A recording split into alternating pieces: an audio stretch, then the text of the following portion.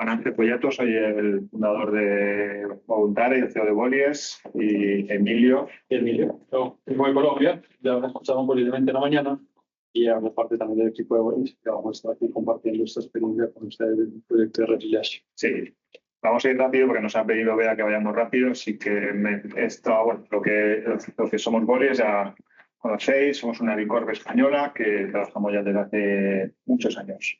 Ayudando a que el voluntariado corporativo tenga sentido, se genere valor a la sociedad, pero valor también a las propias empresas.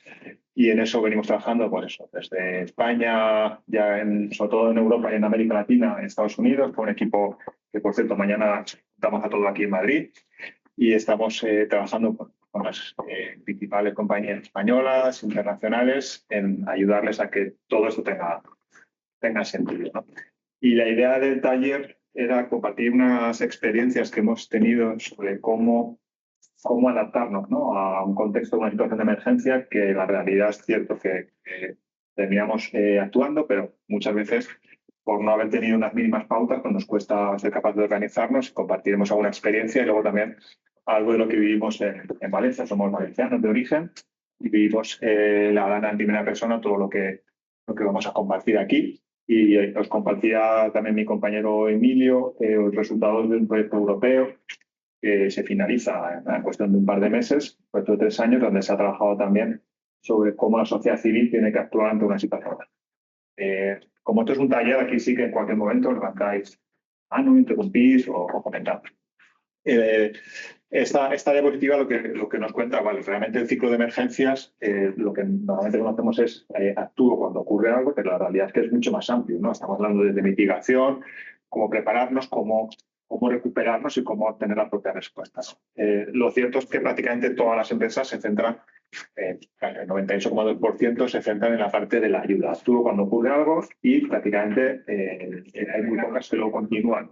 Un 1% trabaja en la parte en la pre-emergencia, y un 8%, es decir, sí que hay varias que sí que trabajan de una manera más sostenida en el tiempo una vez que han ocurrido estas cosas, pero la gran mayoría, casi en bloques, se centran en ese punto inicial, ¿no? 98,2%. Nosotros hace años ya estuvimos trabajando para la Comisión Europea en la puesta en marcha de su programa de voluntariado de ayuda humanitaria, de UAID Volunteers, y nos pidieron que analizáramos el posible rol de las empresas, ¿no?, en este tipo de programas, ¿no? Porque sí que existe la sociedad civil, organizaciones sociales que están preparadas para actuar en esta emergencia, pero no querían ver cómo podían las empresas con su programa de voluntariado corporativo actuar en este contexto. Entonces, surgió ahí, pues, que había mucho interés, ¿no? Hay muchas empresas, vemos que muchas actúan, es cierto que actúan de una manera como muy acotada, pero muchas actúan en ese momento. Sí que hay como mucho interés y potencial, ¿no? Generalmente es cierto que las empresas lo ven como un entorno complejo, que no tienen muy claro cómo actuar, a veces tienen ciertos miedos a la hora de dar ciertos pasos, pero hay una gran oportunidad también, ¿no?, precisamente por esa necesidad que cada vez se reclama más por parte de la sociedad de ser capaces de actuar en este contexto. Se identificaba la necesidad de estar preparados, de tener unos ciertas pautas y protocolos, ¿no?, de cómo actuar en este contexto, y luego que había, pues, mucha falta de planificación y que muy pocas empresas tenían unas mínimas procesos de trabajo para actuar en este contexto.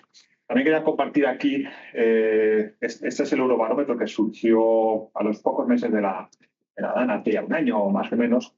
Es un Eurobarómetro sobre la percepción de cómo estamos preparados o no en España y en Europa ante situaciones de emergencia. Entonces, algunos datos que creo que son interesantes. Solo un 37% de los españoles, frente al 46% de los europeos, o con Europa van sobrados, pero nosotros vamos peor, tienen muy claro cómo actuar ante una situación de emergencia. Y de eso ya nos muestra algo ahí. El 75% de los europeos están de acuerdo, coinciden que si estuviéramos mejor preparados, probablemente podríamos actuar de una manera más eficiente o actuar mejor, ¿no? Y luego también nos parece interesante que solamente un 5% de los españoles, frente a un 8% de los europeos, que tampoco es muy diferente, pero vamos, piensan en su empresa como alguien a quien acudir ante una situación de emergencia. Es decir, no tenemos como una posible referencia de que acudan empresas si ocurre esta situación, ¿no? Prácticamente nadie, ¿no? Entonces, esto era Eurobarómetro de hace un año y poco, que surgió al poco de la ANA y refleja como una realidad, ¿no? De la falta de preparación, de que las empresas nadie la visualiza como más allá de ir a pedir dinero cuando ocurre una emergencia, como algo que, como un agente, pero sí que puede ser un agente.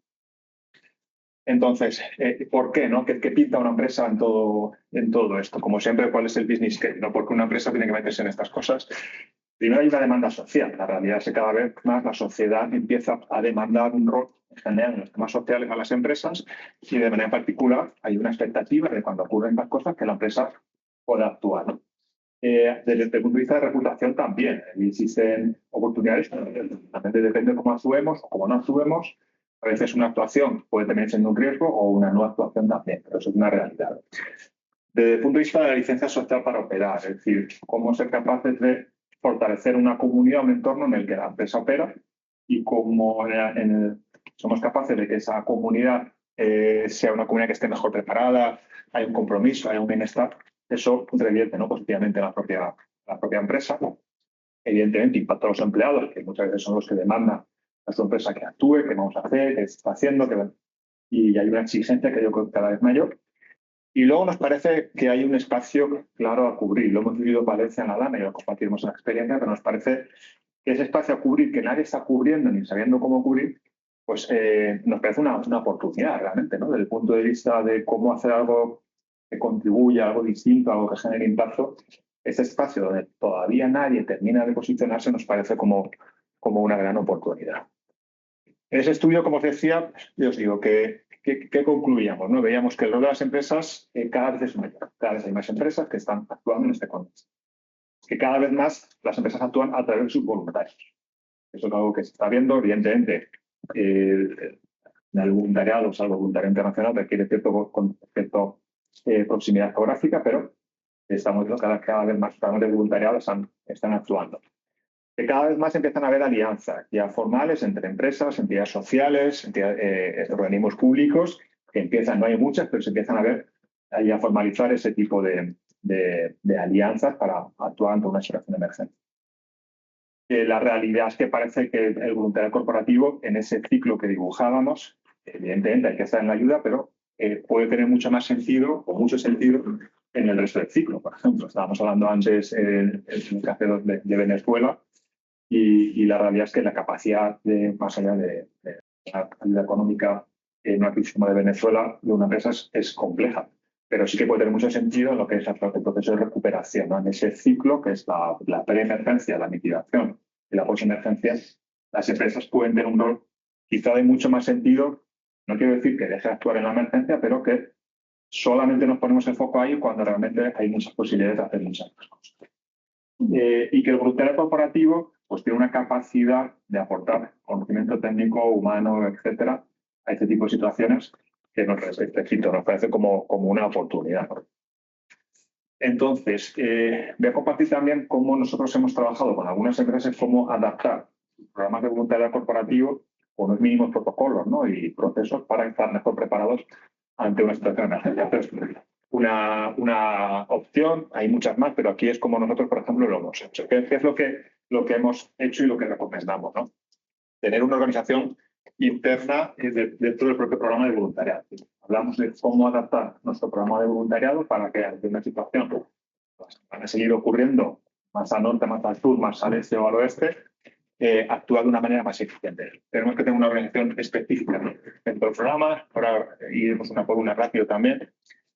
Deberíamos intentar tener alianzas ya preestablecidas. A veces es muy difícil en una situación de emergencia ir a llamar a la entidad social, que ya bastante tiene, como para empezar a, oye, queremos conocernos. Bueno, ahora no es mi prioridad. Tenemos que intentar identificar entidades sociales previas con las cuales tratar de tejer esas alianzas. Algunas pautas sobre cómo evaluar la crisis. Decíamos antes, es decir, la decisión de actuar o no actuar pues no es gratuita, es decir, tiene consecuencias. Entonces, tengamos unas mínimas pautas de cómo decidir si actúo o no actúo o qué tipo de actuación, ¿no? En función de ese análisis, determinar cuál va a ser mi actuación, planificar las acciones y luego, pues, evidentemente, evaluar.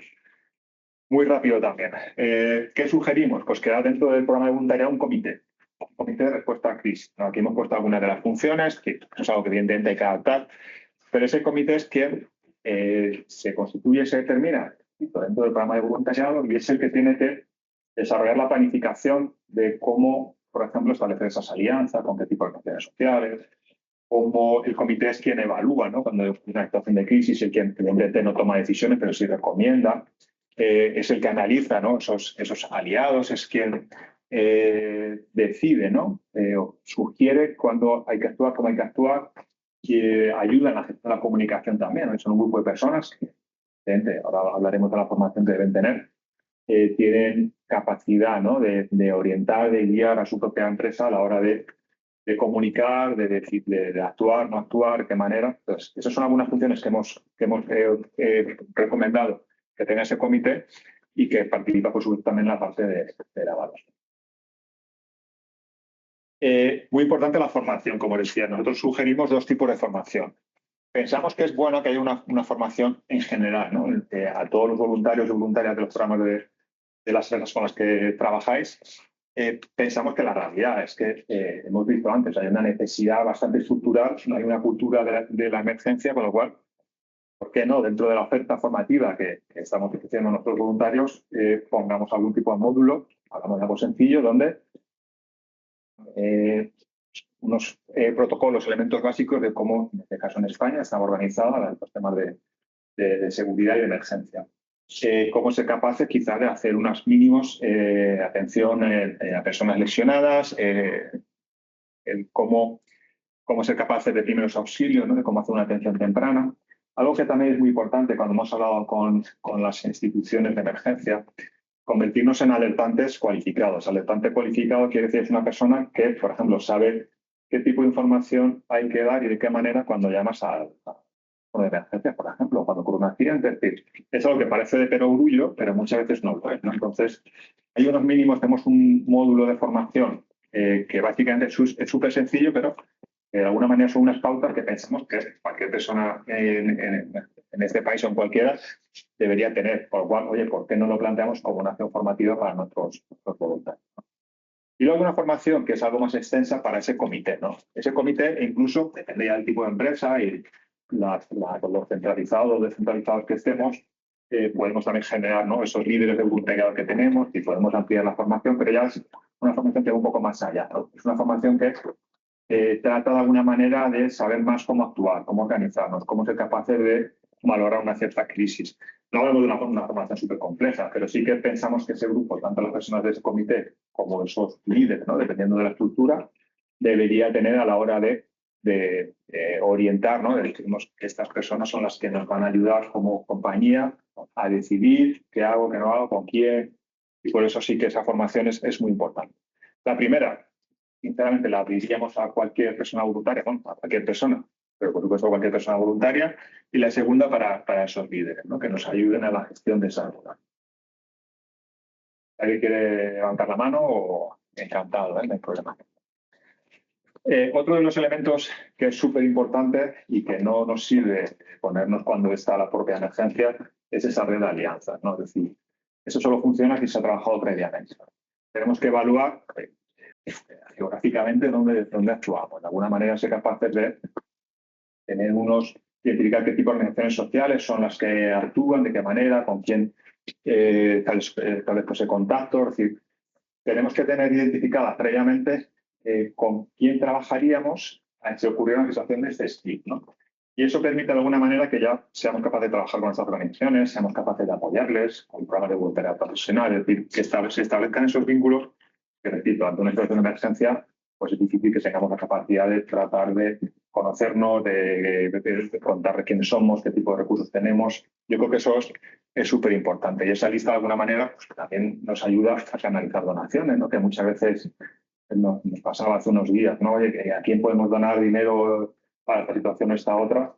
Bueno, tratemos, evidentemente, no vamos a ser capaz de cubrir todo el abanico, pero si tenemos ya unas ciertas alianzas públicas, privadas, entendemos con quién podemos colaborar, a quién podemos donar, tenemos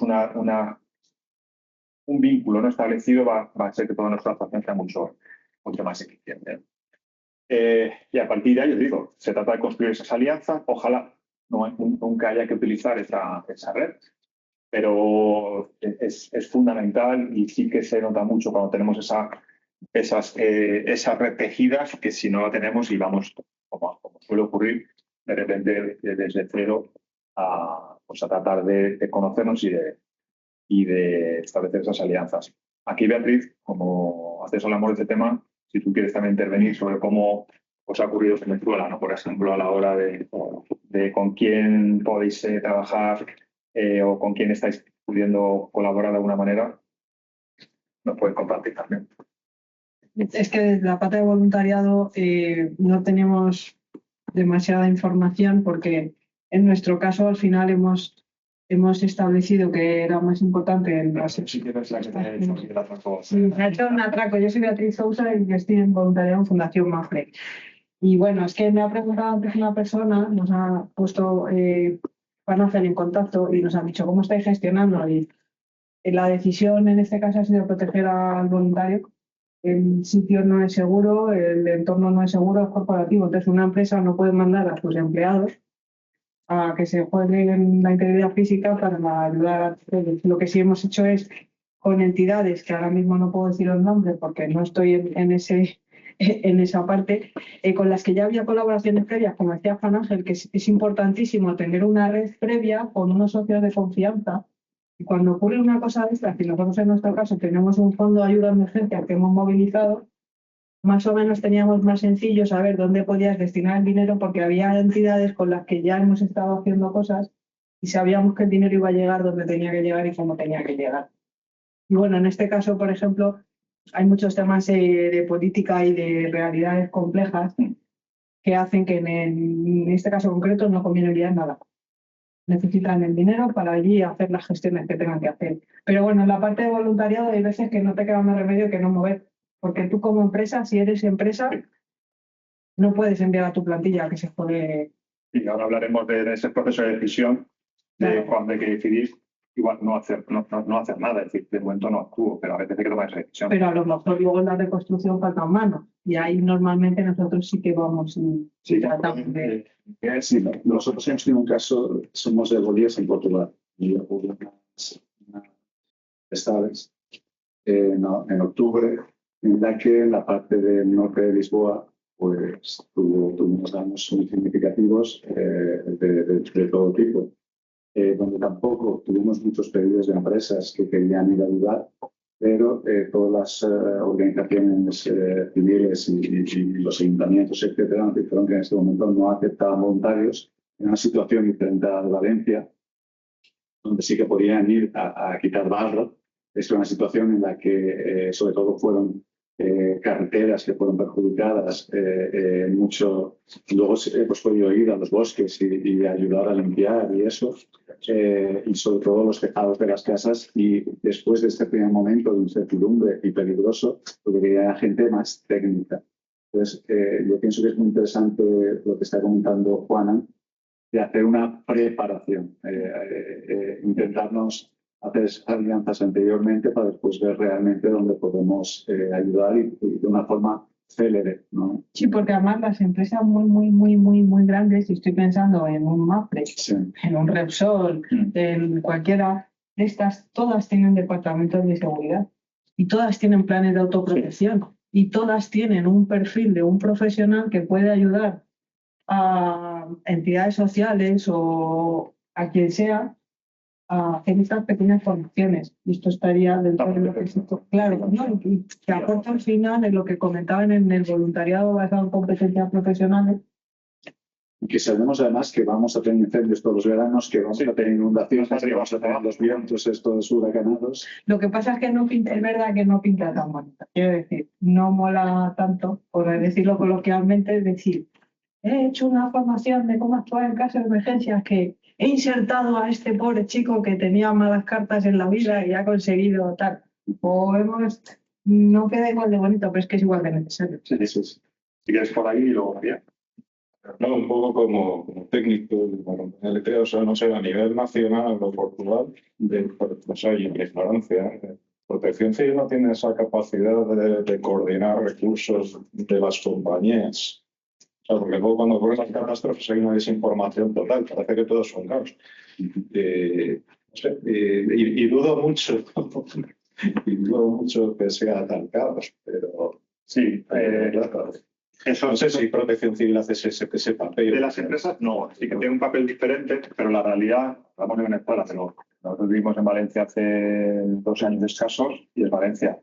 Y fue un caos todo. Pero es que Alemania, 5 años antes, nosotros trabajamos para una telefónica en Alemania, hubo unas inundaciones que murieron también 200 personas y era Alemania. Es decir, la realidad es que entre esa situación el sistema público y social se desborda, ¿no? Entonces aquí Normalización. y la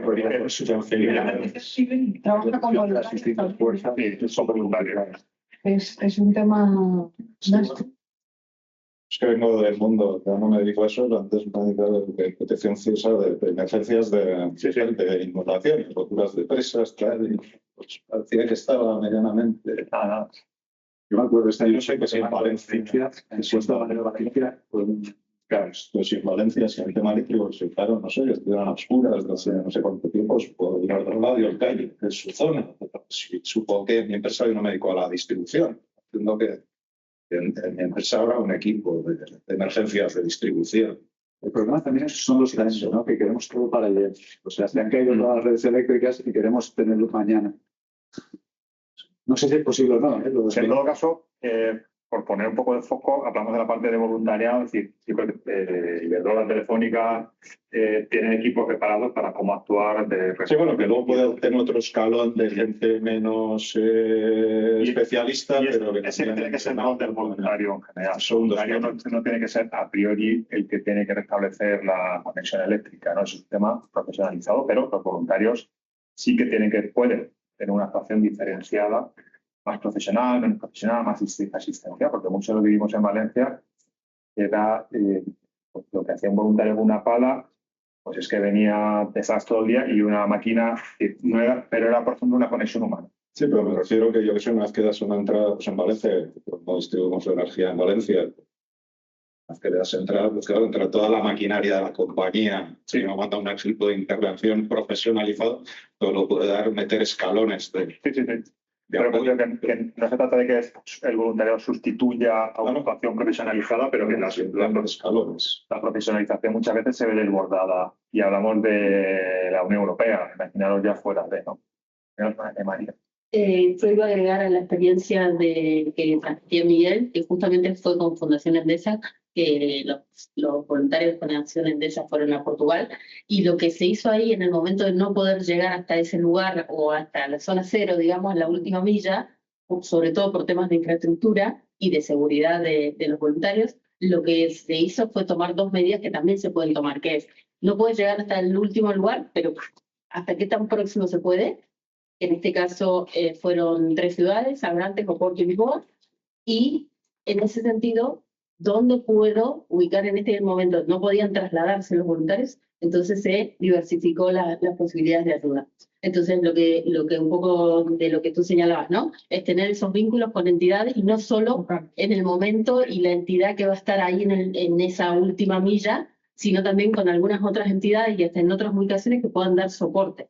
Entonces, también por estas estrategias, ¿no? Sí. De no puedes estar ahí, pero ¿dónde sí puedes estar? ¿Dónde sí puedes ayudar? Bueno, estar ahí. Sí, aquí sí que continuamos. A veces esa decisión no es sencilla. Y yo creo que todos coincidimos, ¿no? Y lo compartía la Beatriz, en la necesidad de que haya un trabajo previo. Es cierto que quizá puede decir igual es menos sexy que otro tipo de programas, pero yo sigo pensando que es el Eurobarómetro y lo que indica ahí, cuando estas cosas ocurren, el que está mínimamente preparado tiene un rol como muy importante, ¿no? Yo creo que es que hay una oportunidad que no es tan compleja, ¿no? Pero que en esa decisión de actúo o no actúo, cómo actúo, pues al final muchas veces se toma bajo unos criterios que aquí no se trata de que decida el comité de voluntariado si la empresa actuar o no, pero ese comité que podamos preparar, que tiene un vínculo con lo social, que quizá la estructura más formal de la empresa no lo tiene algo que decir, ¿no? Entonces, ¿qué solemos analizar en ese contexto? Pues primero, la seguridad de los propios empleados, ¿no? De los voluntarios. Es uno de los, si no la variable como más importante, si permite o no permite que actuemos o no actuemos, se recomienda que lo hagamos o no lo hagamos, ¿no? El impacto que tiene la comunidad y luego también pues, el impacto que tiene la propia actividad. hay como matrices que se pueden construir. Pero, ¿cómo evaluaríamos ese proceso, ¿no? Pues una vez que hemos hecho ese análisis con las matrices de decisión, etcétera, que se puedan aplicar, el comité es el que tiene que convocar, tiene que decidir el riesgo que existe responder, el riesgo que existe no responder pero actuar, el riesgo el que supone no actuar, ayudar también a comunicar, porque al final, eso como decía, los propios empleados son los primeros que vamos a hacer, hay que hacer, pues tenemos que tener objetivamente argumentos para decidir no es el momento de actuar por estos motivos o vamos a empezar a actuar de esta manera y gradualmente iremos haciendo otras cosas. Ese input que puede tener este grupo de personas, como digo, y con ese vínculo con el mundo social especializado en emergencias, creo que ahora mismo no existe en general en las empresas y me parece de un insumo como muy relevante, ¿no? Una vez que la necesidad, ¿no? De una vez que ha ocurrido, pues cómo planificar las acciones, que repito, puede ser planificar acciones cuando ha ocurrido una emergencia, pero lo ideal es que planifiquemos acciones en todo el ciclo de la emergencia, ¿no? Pues cuando ha ocurrido, pues tenemos que, si decidimos actuar, identificar cuáles son esos partners con los que venimos trabajando, cuáles son los adecuados, con qué ONGs, entidades públicas, quién está haciendo algo, quién no está haciendo nada, si se han llevado... Pues, que se analice, ¿no? Todo ese vínculo, todas esas relaciones que tenemos con las entidades sociales, ¿no? Que tenemos mapeadas, y a partir de ahí asociarnos, valorar si nos podemos asociar o sumarnos a iniciativas que surgen ahí o alianzas que surgen, público, privadas, entidades del sector, y todas las cosas que tenemos.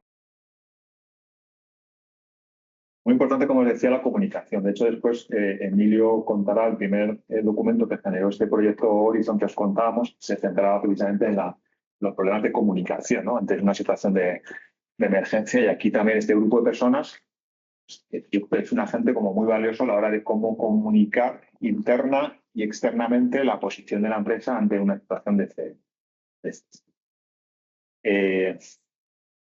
a partir de ahí, pues implementar, asignar responsabilidades para cada tarea, ser capaz de alguna manera de medir el impacto de las acciones que se van a llevar a cabo, valorar si se va a requerir una mayor inversión de lo que es la propia acción inicial, determinar cómo va a ser la comunicación, cómo va a evolucionar, y luego a partir de ahí pues informar y el propio reporte. Y algo también que de hecho lo hablamos con Nacho y Dunion, que estamos compitiendo en el taller de al lado. Ellos, por ejemplo, nos contaban que tienen un protocolo en la Fundación 11 Virginia de actuación para personas con discapacidad ante una situación de emergencia. La realidad es que ante una situación de emergencia existe una inequidad. Es decir, al final las familias con menos recursos suelen estar más afectadas en el primer momento porque tienen menos soporte. O, por ejemplo, lo vimos en Valencia, personas residentes de situación irregular. Pues evidentemente no tienen no ir, es algo que es, evidentemente tiene una situación como mucho más afectada, ¿no?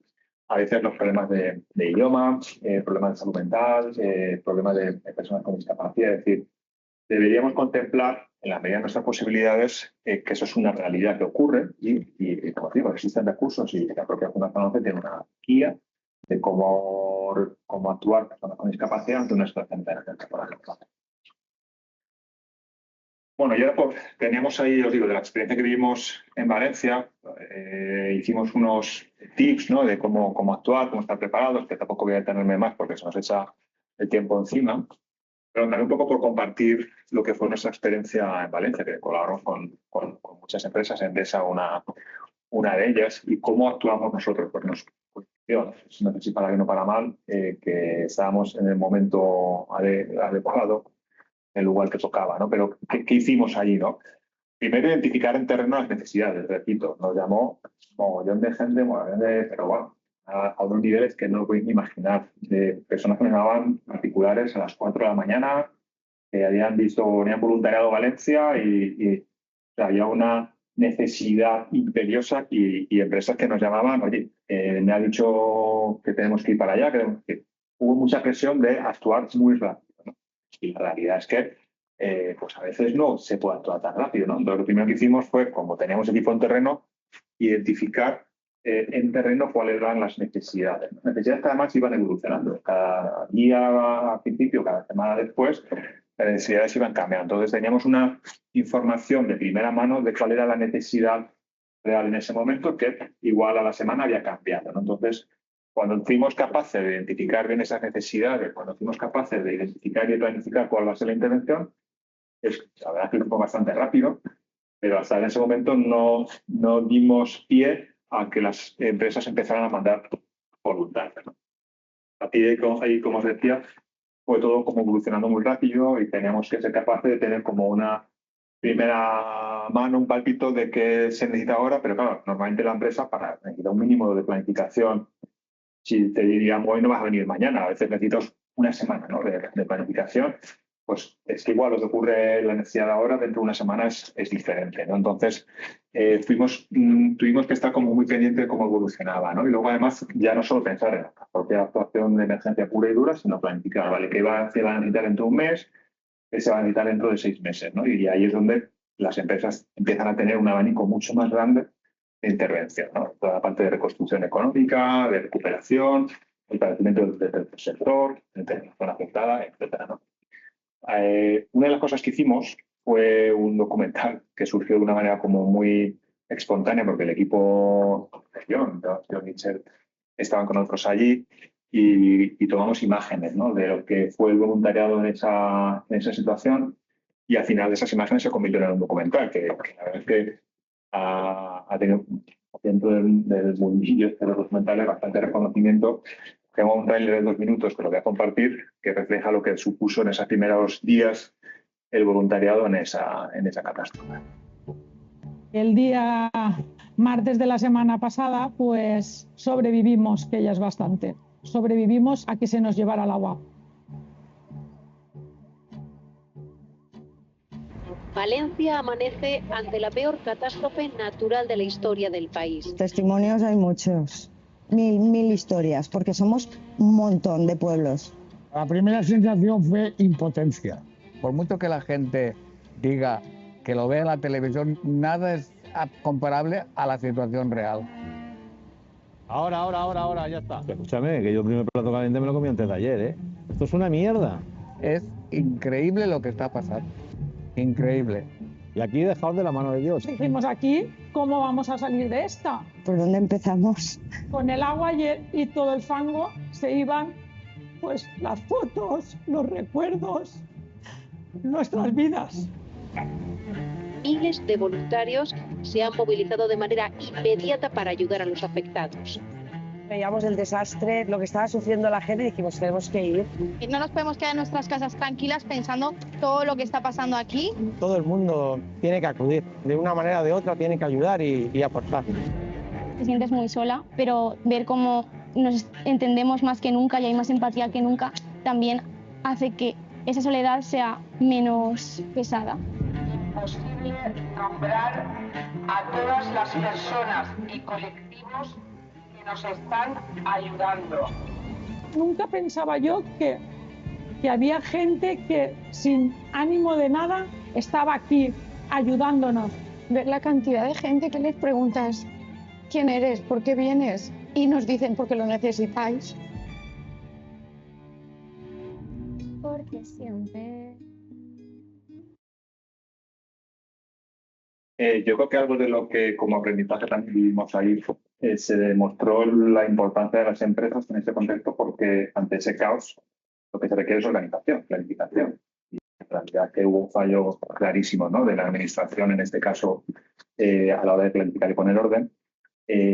Si dentro de, repito, sin tener protocolos, lo que no es algo que todavía hemos entendido, pero al final una empresa tiene una capacidad de organización importante, tiene unos recursos, tiene una jerarquía, tiene unos procesos de comunicación, etcétera, y se demostró la importancia de la actuación de las empresas en ese contexto desde su propio programa de voluntariado. Yo creo que fue la prueba práctica de que empresas pueden hacer muchas más cosas de las que normalmente hacemos, más allá de donar dinero y ya está, que pueden tener un rol. Evidentemente, si estamos algo más preparados, algo más listos, pues ese rol puede ser mucho más efectivo, pero que vimos que era bueno. Sí, bueno, soy Rosario de Amadeus, he visto que estamos también ahí.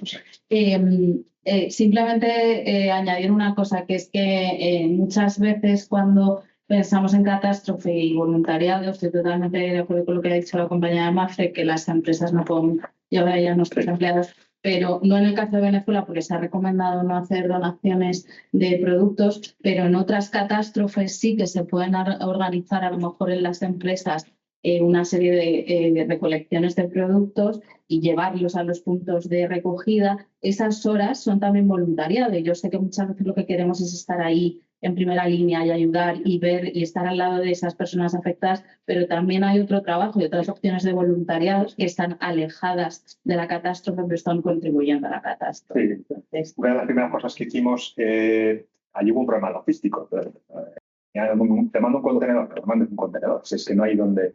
Entonces, una de las primeras acciones que hacíamos de voluntariado, ahí por ejemplo, con Endesa, era no me mandes un contenedor de todo esto, es decir, hacían packs individualizados. Y es mucho más fácil repartir esto si viene en un pack individualizado con estos recursos a la hora de que si me mandas un contenedor. Entonces, era una manera en la que explicabas, se pueden hacer muchas más cosas y esto es lo que hace falta ahora mismo. Es decir, no quitarle valor a que estemos 2 días haciendo packs, porque es que si no la ayuda no iba a llegar, ¿no? Entonces, es un ejemplo de cómo al final tenemos que entender cuál es la realidad y tenemos que decir esto no se puede hacer, esto que se puede hacer, ahora necesito que hagáis esto, ¿no? Y era un ejemplo de cómo en un momento en el que todo estaba colapsado y se requería que lo que se nos enviaran fueran packs individualizados. Si podían ser en furgonetas, mejor que... Y eso requería un voluntariado que se hizo, bueno. Claro, ese elemento de destacar, ¿no? Que vimos cómo el rol de las empresas como organización, con unos recursos, una jerarquía, una capacidad y unos medios de comunicación y unos procedimientos, etcétera, dentro del caos que suponen estas cosas, tuvieron un papel como muy importante. Con lo cual, si somos capaces de cuidar algo más ese proceso, ¿no? Y estar algo un poquito más preparados, estamos convencidos que lo puede ser mucho mayor.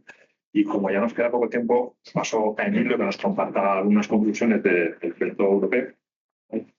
Nada, pues queríamos compartirles un poco de lo que fueron como los principales hallazgos alrededor de temas de, como decía Juan Ángel, alrededor de la comunicación en medio de una crisis y de una catástrofe. Y creo que la mejor manera de contarles es un caso que vimos nosotros en Colombia y cómo en el año 2012 tuvimos una ola invernal en una región que se llama Antioquia. Hay un río que se llama el río Cauca, que tiene uno de los cauces más grandes de nuestro país porque está en medio de 2 cordilleras. Y al venirse el cauce de este río, lo que hizo fue borrar prácticamente 2 municipios. Cuando nosotros llegamos, yo en ese momento estaba en Sura, en Grupo Sura, en una compañía financiera y de riesgos y administradora de salud y otros temas dentro de una cosa que en Colombia llamamos el sistema de seguridad social. Nosotros contábamos con la fortuna de tener médicos, una parte de salud, otra parte preventiva y demás. Entonces lo que logramos ahí y que va muy atado a esta seguidilla como de puntos que contaba ahorita Juan Ángel es, nosotros ya teníamos la facilidad de tener un programa de voluntariado, primero estructurado, donde teníamos brigadas de salud que acercábamos a comunidades rurales. Entonces ahí teníamos ya una primera estructura que facilitaba que nuestros voluntarios estuvieran preparados para alguna situación de emergencia. Lo segundo, teníamos la capacidad de ya tener en el pasado otras actividades y otras iniciativas en las que nos habíamos juntado con otras organizaciones de respuesta civil como las Fuerzas Armadas, como la Patrulla Aérea. Entonces ya teníamos, digamos, como una mini respuesta de una manera muy intuitiva, no preparados específicamente para atender una catástrofe, pero ya teníamos de alguna manera ciertas experiencias y ciertas capacidades de atención en momentos críticos. Entonces lo que hicimos fue simplemente mandar una avanzada cuando ocurrió este desastre. Las Fuerzas Armadas hicieron como una lectura muy clara de qué era lo que estaba pasando, de esta necesidad de entender cuáles eran las necesidades reales que estaban ocurriendo, qué era lo que necesitábamos solucionar y impactar de manera muy inmediata. Y a partir de ahí empezar con un tema que sale como conclusión de esto y es atacar directamente esa infoxicación que se genera alrededor de una crisis y es qué estamos comunicando, cómo lo estamos comunicando, por qué medios estamos utilizando, qué canales y a quiénes les estamos contando qué historia. Porque desde ahí también entonces empezamos como a derribar un poco la ansiedad, la angustia, el estrés que genera estar en medio de una crisis sin poder estar en el lugar, sin entender qué es lo que está pasando y cómo podemos servir en medio de estas condiciones y de estas circunstancias. Entonces, nada, queríamos como compartirles un poco estas situaciones que nos impactan a todos, independiente del tipo de compañía en el que pertenezcamos, independiente de la región donde estemos ubicados y demás, pero cómo paso a paso vamos entendiendo cuál es el rol que cada uno puede ir jugando. En este caso, para nosotros desde Sura fue muy fácil identificar. Llegamos durante la primera semana porque había una necesidad básica de salud, de atención de salud, de demás, y con otros aliados fuimos vinculando y sincronizando como las acciones que podíamos ir desencadenando para atender como toda esta situación. Pues queríamos como compartirles ese mensaje y es muy importante, obviamente, como lo resalta el estudio, entender desde la comunicación el impacto que estamos generando en las personas, si estamos agravando la situación o si estamos generando como un pequeño alivio para poder entender cómo podemos ir procesando la situación que estamos enfrentando. Creo que no tenemos mucho más tiempo. Simplemente para que tengáis como referencia, ahí tenéis un montón de documentos que se han publicado, se han compartido, que son de libre acceso, de cómo actuar, y la primera de ellos precisamente era sobre el fallo de la comunicación, ¿no? Si quieres pasar a la siguiente en ese momento. ¿Esto lo tienes en la voluteca o son...? No, eso está dentro del proyecto Vale. SLH. Y justo salió dos semanas antes de la Dana en Valencia, se publicó precisamente los fallos de comunicación, que los hemos visto, las fake news, noticias que nadie sabe qué es verdad, qué no es verdad, y nos parece como muy interesante y muy ajustado de algo que ocurre, ¿no? Y a veces no pensamos, pero la comunicación es crítica en esta situación, ¿no? Entonces, simplemente que hay un montón de recursos ahí que están accesibles para vosotros, y que ese elemento de la comunicación, pues, de cómo era fundamental el estar preparados también para esa situación, ¿no? Tenemos que marchar al auditorio. Sí, auditorio. Oye, muchas gracias.